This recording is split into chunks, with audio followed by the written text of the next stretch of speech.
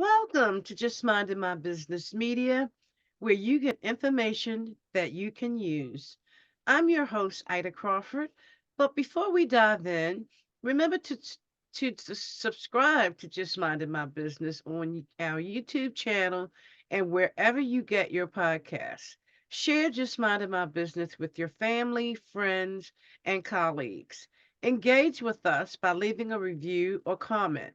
Your support keeps this podcast going and growing. Visit our website at jmmbmediallc.com to learn how we can support you in getting more visibility on your products and services.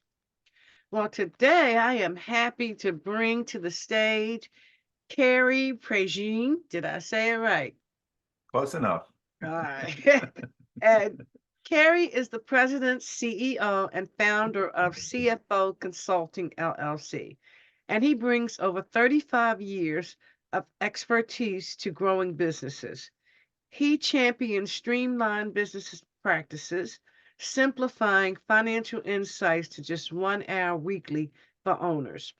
With a degree in accounting and a CPA license, Cary provides real time cash management dashboards and detailed monthly reports, fostering system oriented operations. A, strate- a strategic visionary and a long term planning, he's guided countless businesses and extensively educated on personal growth, effectiveness, leadership, and team dynamics. Well, welcome, Cary. Glad to have you. Yes, ma'am. Thanks for having me on your show. Appreciate it. Absolutely. Accounting.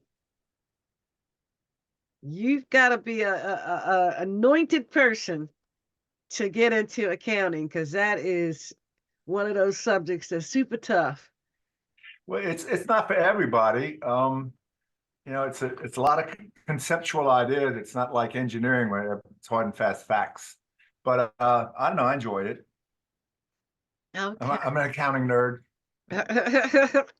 Yes, indeed. So, what inspired you to start your company? What made you? Well, yeah, early on in my career, I worked for a couple of the big Fortune 500 companies. I worked for one of the big eight accounting firms as a tax accountant. And I was hired away from Arthur Andersen by a client. And what I got real clear about fairly quickly was this: the business owner did not know how to read his financial statements. In fact, he was like 3 months behind his financial statements. And every business owner that I work with since then, for the most part, does not know how to read their financial statements. So they were dangerous to their firm, their company, because it's kind of like you're flying blind. You're flying with, half your vision cut off. If you don't really know what's going on with your business, you don't know how liquid it is, you don't know if it's financially strong or not, you don't know how profitable you are, you don't know how efficient your business is. All business owners want to do is sell more. But that's not always the answer. Usually there's more profit in tightening up expenses, maybe raising prices a little bit, reducing your cost of goods sold, as well as your balance sheet ratios in terms of liquidity and financial strength that will help improve your company, make you more profitable, improve your cash flow, rather than just more sales. I'm not saying more sales is bad. I'm saying it's the go-to for most business owners, and it's not the only go-to. There's usually much more money available in managing your business well. Yes. So, how do you help business owners? What do you do? Because you just on something very important, not being able to read the financial. Right. Well, that's just one thing. One of the things I insist that they do is that they manage by the numbers. Everybody talks about manage by the numbers, but most people have no idea what it really means. And by manage the numbers, I make sure that they get a set of weekly dashboards that tell them what's your cash flow look like for the next 6 to 10 weeks. What do your receivables and your payables look like? What do your sales month to date, quarter to date, year to date look like compared to budget? Are your taxes being filed and paid? What's your inventory look like? If you're a construction company, what is your where are you in terms of work in process? Are you underbilling or overbilling? Are you on budget for your jobs? And again, manufacturers, it depends on the business. Everybody has their own KPIs. So you make sure they're getting weekly dashboards that show them what the KPIs are saying about their business. And like a dashboard on a car, you don't really pay attention to the dashboard when you're driving unless a red light goes off, right? Or a little engine light comes on. It's there to tell you something's not working well. Same thing with the dashboards business owners get every week. Everything should be going fine. And again, part of it is you want to have the business owner be the leader of the company, but not the manager of the company. There's a big distinction there, because most business owners, most entrepreneurs make bad managers, because the skill set they have as entrepreneurs is diametrically opposed to what it takes to be a good manager. Most entrepreneurs go crazy if you tell them you're going to have to do this over and over again all day, every day. You know, I had a client recently. I was in South Florida a couple of weeks ago, and I was describing what a good manager does to this entrepreneur owner. He said, "If I had to do that, I'd kill myself." I know you would. That's why you shouldn't be a manager. You need a leadership team to manage the day-to-day, let you go be the visionary and the main revenue generator, because that's your primary two things. That's why you started a business, because you had the vision and you knew how to generate the revenue. You need to have, once your business gets big enough, you need to have a management team, and maybe it's only one or two people that can actually manage the day-to-day and produce consistent results over and over and over again, and they're not going to get bored, you know, because that's what they want, certainty. The entrepreneurs all over the place. So managing by the numbers is like, you can see that the business is operating okay. And if there is a problem, somebody on your leadership team should already be on top of it, know what the problem is, and have a proposed resolution to it, and where the business owner doesn't have to get involved in it. The other thing with actionable financial data is a monthly review of their financial statements to show them what the balance sheet is saying about their business, what the income statement is saying about the business in terms of profitability and efficiency, and to show them like, okay, so it's saying this about your business. Is that okay with you? Are you satisfied? Or you want to improve on that? You know, this is an industry norm. You're either ahead of it or behind it. From there, it's a matter of eliminating dysfunction. You know, all businesses, most small businesses have bottlenecks. You know, they have problems where things just don't go right. They have a meeting and the owner comes in and says, "Here's the problem. This is what we're going to do about it." 6 months later, they're back having another meeting about the same thing that didn't get resolved. And generally, the bottleneck is the owner, and that's hard for some owners to admit. Like, I'm the problem. You know, because from their perspective, it's, I started the business, I own the business, I should be able to manage the business the best. And that doesn't always equate. In fact, that usually doesn't equate, because again, the skills to manage a business, to produce consistent results over and over again, they're not geared for that. They're good for, you know, what else can we do? How else can we make profits? Who can I talk to about selling something today? If I've seen business owners mess up a very effective process just because it looked boring to them. Well, it looked boring. Why'd you do that? Hey, it looked boring. I was bored looking at it. And then you create all this havoc and chaos in your company. And so how do we eliminate dysfunction? You get the leadership team to identify where the bottlenecks are, get the business owner out of the process, and then work with the employees involved to come up with like a recipe, do this, do this, do that. And that's how we're going to handle whatever this process is, whether it's accounting or receivables or sales or manufacturing or shipping. This is how we're going to, and make sure everybody knows what's going on. A good example: you can take a handful of teenagers and run a fast food restaurant. How is that? You know, most teenagers they barely know their name. But if you have processes, they all have written processes. This is how we make the fries. This is how we make the Royale with cheese. This is how we do the apple pies. Everybody knows how to do it. It's real clear. They get trained on it, and they can run a fast food restaurant. A better example is the deck of an aircraft carrier. You have 18 to 20-year-olds manning the flight decks, and they're brazing planes up and down. They're launching with superheated steam. They're retrieving them with the cables. You know, it's very precise. It's very coordinated. And again, you have 18 to 20-year-olds for the most part on these flight decks running these operations. How is that? Have you seen most 18 to 20-year-olds these days? You know, they're on their phone, they're playing a game, or they're out to lunch for the most part, in my opinion. So what does they do for these aircraft carrier crews? Well, they train them. They drill. They know what their job is, and everybody else's job is, and know when it's done, how it's done, and it comes off with precision. So same thing in your business. I'm not saying you need to drill your people, but you need to have a consistent, detailed, like in a recipe style, not some big narrative that somebody's going to fall asleep trying to read. But this is how, you know, we do step 1, step 2, step 3, step 4. That's how we do it here. Everybody knows about it. Everybody knows their part in it. Everybody knows everybody else's part in it, and they coordinate as well. And you get the owner out of the way, because what the owner is committed to is not so much that the job get done, but that my way be done. And again, so why are they so committed to my way? Well, they started the business. It's kind of like their baby, right? And I mean, it's a big part of their identity. It's their lifestyle. It's it's the way they're probably going to retire. It's all of them. So they have this baby. It's very hard for them to turn that baby over to somebody else and trust that they're going to take care of it the same way they would. And the only thing the business owner knows is that, they've been there since day one. Well, this is how I did receivables, or this is how I did sales invoices. This is how I did purchasing. And they don't know any other way because they haven't been trained all that. That's not their job. So when somebody else comes on, they want to know, I want it done this way. I want it done this way. And the message that goes out to the employees is that I don't trust you. You're not competent. You can't do it my way. I'm going to always have to step in and do it. So what happens? The employers complain, business owners complain. Why don't my employees get it? Why can't they just step up and finish the job? Because you're always interjecting. That's why. You're telling them you don't trust them. And guess what? They don't trust you either. Wow. And how do you instill trust? Well, trust is based on 4 things. One is caring. Do you care enough about me? Do you care enough about my concerns as you do about your own? Number 2, are you sincere? In other words, the words that are coming out of your mouth, do I think they're matching what's going on in your head? Number 3, are you competent? Can you actually do what you say you're promising? And then number 4, are you reliable? Do you have a history of keeping your promises over time? That's why McDonald's says billions served. They're not telling you it's the best hamburger. They're saying we're very consistent. We deliver these mediocre hamburgers. We're doing it for decades around the world. So one of the things that you have to do is get the business owner to admit that, yes, I've been the bottleneck. I've been the one that's stepping in. I've been the one causing the chaos. And I'm going to just back up. And I haven't demonstrated that I do care about you, because a lot of times they don't ask, hey, what do you need to do your jobs? Are you missing anything? Do you need any training? How's your family? How's your health?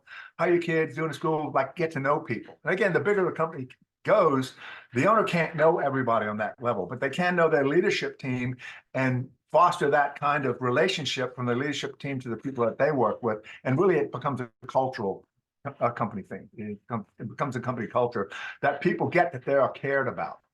When if you don't get that I care about you, how willing are you going to be to make an extra effort? And that's so true. So true.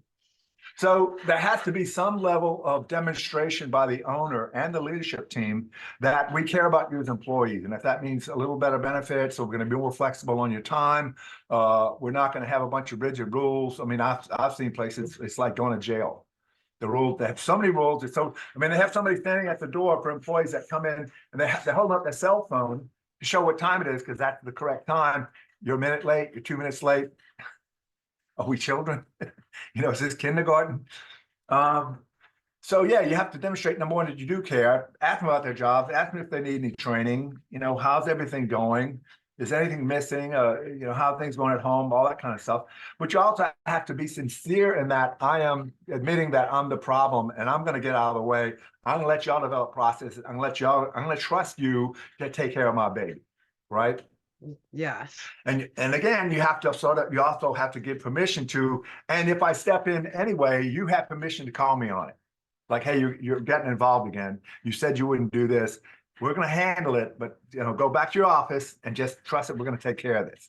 Otherwise, you're going to ruin any kind of trust you started to build, and your employees are going to go right back to, well, let him finish it, let her finish it. I did my part. I only went to right here, because anything beyond that, you get slapped down for. Right. And again, you probably know business owners who some employee comes up with something inventive, creative, gets a job done, and they get slapped down. They get slapped on the hand because they didn't do it the owner's way, right? So my way has to really die. That has to die big time. And if you're the owner and you're out doing visionary and revenue generation, you're leaving the employees alone, you're letting the management team, the leadership team manage the business so it can work for you. Well, now all of a sudden you have how many business owners that complain they have to work too many hours. They work 7 days a week. They're working 80 hours, 100 hours a week. They can't take long vacations. They can't, because they're tied to the business, because that's the way they set it up unknowingly. But they're the one who created that monster. Absolutely. So if companies want to work with you, how do they do so? They can contact me through my website, strategicbusinessadvisors.org. And again, I've changed the company name to that recently, Strategic Business Advisors. that probably the best way you can schedule a meeting there, a free meeting on that website. And you can read a little bit about the well machine process that I use to work with clients. And so you learn a little bit more about me, what I do. And if you want to, you can schedule a free consultation. Hey, absolutely. So, taking your business to the next level, what does that mean in your opinion? Again, another buzz phrase, catchphrase, that business. I want to take my business to the next level. Okay, what is that exactly? And for most of them, it's like, well, it's more revenue. No, let me give you something a little bit different. Next level is really about strategic planning. It's really about designing your business into the future. Because if you don't design your business into the future, it's going to get designed in the future, but not by you. It's going to get designed by competition and manufacturers, supply, all stuff, government regulations, taxes, competitors, changes in the marketplace. All that's going to change your companies. So it's kind of like you're navigating downstream in a river. And if you're headed downstream, you can go downstream for a while, but eventually, if you're not navigating your craft, you're going to wind up on a sandbank. You're going to get logged against a tree that's in the middle of it. So navigating your business into the future is really strategic planning. Taking it to the next level means the business works for you. You don't necessarily work for it, because you're off doing the visionary and the major revenue generation, and you're letting the business run itself. You're also, as a visionary, here's a really neat part. As visionary, if you spend enough time doing visionary, you're going to see possibilities that you can't see because you're too distracted having things done my way. That makes sense? So when you start thinking, and the metric I always measure is, are you satisfied? Are you satisfied with where your business is now? And are you satisfied with where it's headed? And most business owners go, yes, so. Well, that tells me you're not really satisfied because you don't really know. And by satisfaction, the metric I use is satisfaction is a matter of enough action. So what is the satisfaction in terms of revenue? How much revenue is enough action for you? How much profitability is enough action for you? How much time away from the business can you take is enough action for you? What kind of culture do you want? What kind of employees do you want working there? What markets do you want to be in? What products and services do you want to sell? All that, as much detail as possible. What can you design in the future? But you have to have a real good footing of where you are now, right? You can't navigate. You can get to New York, but not if you don't know where you start from, right? If you think you're in Clarksville, Tennessee, but you're really in Baton Rouge, you're not going to get there very well. So it's almost like changing the culture to a certain degree. Yes, for most business owners, for them to take their business to the next level, and I'm not saying manage it to the next level, they need to be the leader that takes the business to the next level. That's very different. So a lot of times it takes that the ego gets killed off to some extent, and that the owner be more, what's the word, inclusive? But in other words, the businesses that you can only grow a business so much. If you own everything, you call all the shots, you get all the money, and all your employees hear is about your business, your profits, your money, your wealth, you're this. It's like lifestyles of the rich and shameless. What's in it for me? If there's nothing in it for them, it's gonna be a very transaction relationship. They'll show up for work, they'll do whatever they have to do, and you'll pay them. Or to quote George Carlin, most people work just hard enough to not get fired and make just enough not to quit. And so when you have nothing but transaction relationships like that with the employees, it's going to take you doing most of the work or doing most of the hard work, making most of the decisions. And if you want to own everything, call all the shots, get all the profits, you can do it by yourself. Now, so the successful businesses are the ones where they're willing to let other people own a piece of the company, get some of the profits, make some of the decisions. They don't have to own it all. They're willing to share and build a team of people who are committed that are going to come into the I guess the vision with that kind of, because they have a piece of the action now, right? So now they're motivated. If they don't have a piece of the action, if you're really good, you can build a fairly profitable business and decent sized business. But if you're never willing to share any of the burden and the wealth and the recognition and the decision making, that's definitely not next level. The next level is where you're expanding beyond just you. It becomes something that's bigger than you, and you're not doing all the work. You're not insisting on my way. You have a company that runs itself. Absolutely. And so inclusion is a critical piece in making Mhm. sure everybody feels like they are a part of the solution. So Right. tell me about talent optimization and how. Ah, that's some software that I use called Predictive Index. Okay. Again, it's not just that, but it's one of the tools that I use. Let me put it this way. Let's say you do strategic planning and you have a great strategic plan, right? You're going like, 10 years from now, we're going to be 3 times the size of the company. We're going to be in these additional markets. What is going to get you from where you are now to that strategic plan 10 years from now? Can't be just you. It's going to be your people, to be your talent. So if your talent's not optimized, if you have a mediocre pool of talent, what's the likelihood of you achieving your big strategy? Probably not very good. So predictive index, the software, helps us to quantify what people are motivated by in terms of how dominant are they, or how more, in other words, are they very independent or they're more team player? There's 4 areas. That's one of them. Second one is, are they very extroverted? Are they very introverted? Are they want steady pace, don't want a whole bunch of changes, or they thrive in chaos? And the last one is, they very precise, so they like a lot of structure and rules, or they pretty much, let me just figure it out. We'll figure it out when we get there. And again, it's a combination of these 4 factors. Like, I'm going to give you an example. Entrepreneurs, very dominant. They're, again, the my way thing. They're very dominant about that. They're generally extroverted. They're a people person. A lot of times you meet them within 15 minutes, they seem like your old friend. They don't operate well with steady as she goes. They like change of pace, they like change of scenery, change the gears, throw a bunch of balls in the air and they're happy. They do well in chaos. And when it comes down to precision, most of them are like, don't bother me with the rules. And I've had several clients tell me this. We love the results we're getting with you, but we hate all the rules. I know you do. You're an entrepreneur. You're not supposed to like the rules. They want to, let me make it up as I go, because that's what they're used to. If you try and give them, this is the structure, these are the rules, like, I'm feeling constricted. I can't operate that way. I need some elbow room. So that's a typical entrepreneur. But again, let's say you need somebody on a factory floor that's doing the same thing over and over again. You want to be more of a team player, not so much independent, right? You don't need them to be extroverted. In fact, you kind of want them a little conservative, a little reserved, so they're not sitting there shooting the breeze at everybody all day and interrupting production. You also want them to work at a very steady pace. You don't want somebody who's going to want a lot of chaos and changing gears and changing pace and all that stuff.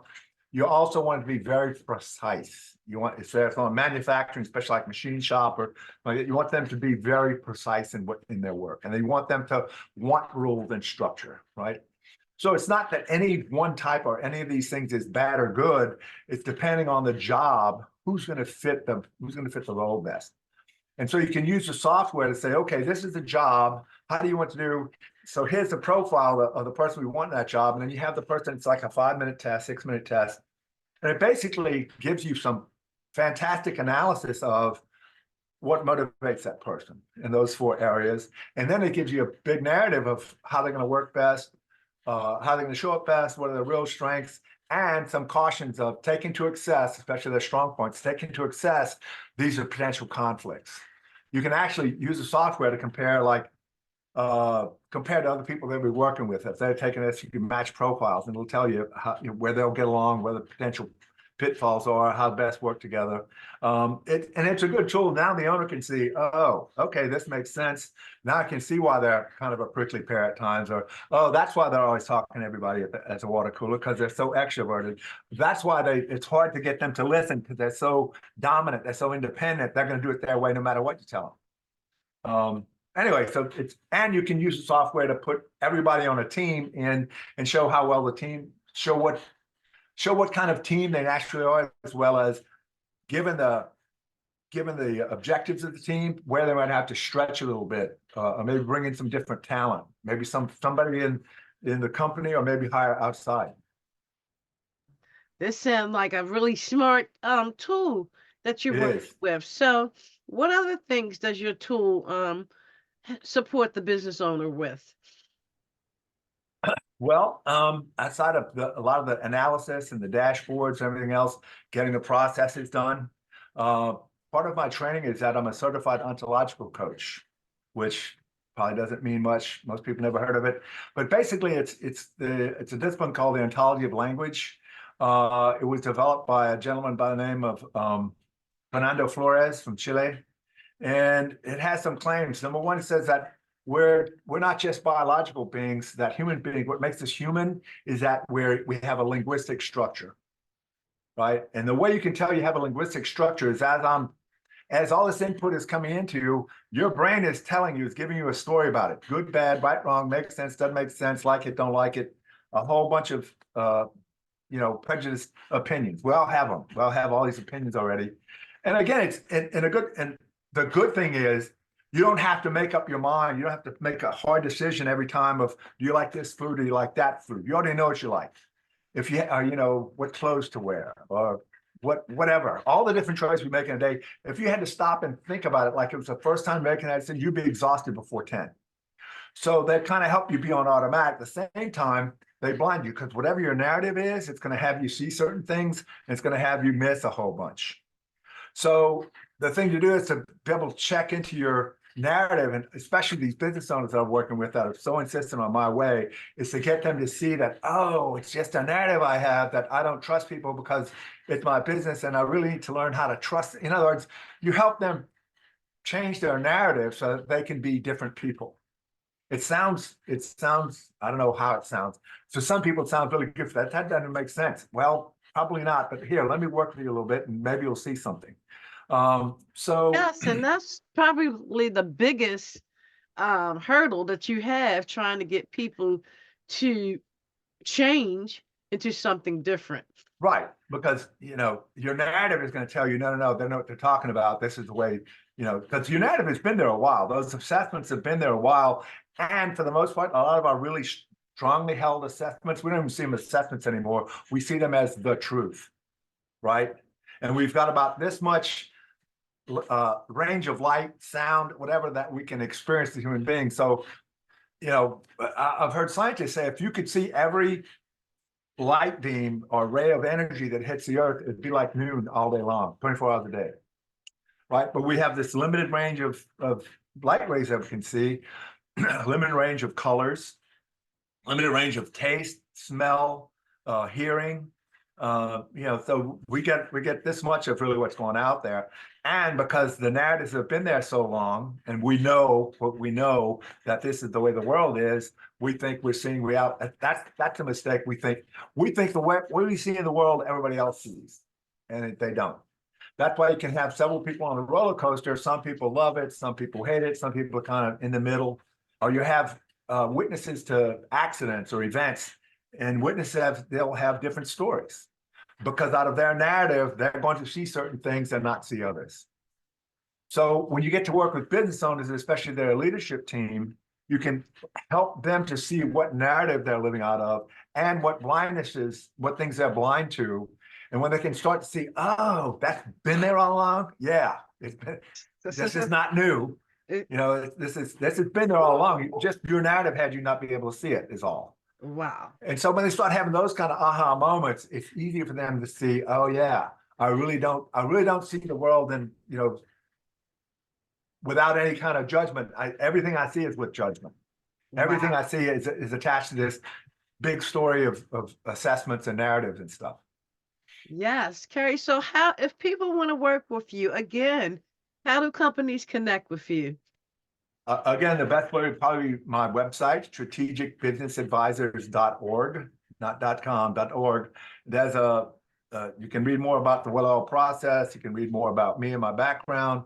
There's some interviews, podcasts. There's a few articles I've written. And there's a place where you can schedule a free consultation with me. Wow. So this has been an amazing conversation, a different approach, to say the least, working with, owners to let go, so to speak, and let the process take place. Right. Well, again, what is the highest and best use? What's the most valuable contribution the owner can make to the business? Be the visionary, be the main revenue generator. That's it. You weren't trained to be an accountant. You weren't trained to be an engineer. I mean, there are certain exceptions. You weren't trained to be whatever, logistics person, a purchasing agent. You weren't trained for any of that. So why are you insisting that your way be and all that stuff? It's usually your way is one of the least efficient, least effective ways to do things. Hire people that know what they're doing and let them do it. Now, Absolutely. again, you have to be clear about these results I want produced within this time frame and within this, if necessary, within these budgetary constraints. But once you can say these are the results I'm expecting, not do it this way, and then all the people are responsible. They're responsible for producing those results. And if they can do that in the time that they're supposed to do it, you have no complaints. Now, if your conditions of satisfaction change, let them know, but don't. And I've seen some owners do this. It's like somebody will do something and they'll look like, what are you, stupid? What are you doing? Well, I'm doing X, Y, Z. Well, that's not the way you do it. Well, because it's not the owner's way. It's like, Right. well, that's the way that's the way I do it. Well, no, this is the way you do it. And that just kills morale. I mean, does that employee really want to be loyal to you? Going to step Right. up, going to do the extra effort, stay extra time, or they're going to be looking for another job? Absolutely. And it's like the old saying go, it's more than one way to skin a cat. You know what I'm saying? Your way is not necessarily the only way. Wow. Your way the business owner's way is usually one of the worst ways to do it. Wow, Cary. Thank you so much for this amazing conversation. And you dropped quite a few good nuggets that I hope everybody picked up. Um, we definitely want you to come back and talk about this some more because I think people need to really hear this more and more because you know how we go. We got here. I'd love to, Ada. I'd appreciate that. Yeah. So thank you. And thank you, audience, for stopping by. We truly appreciate you.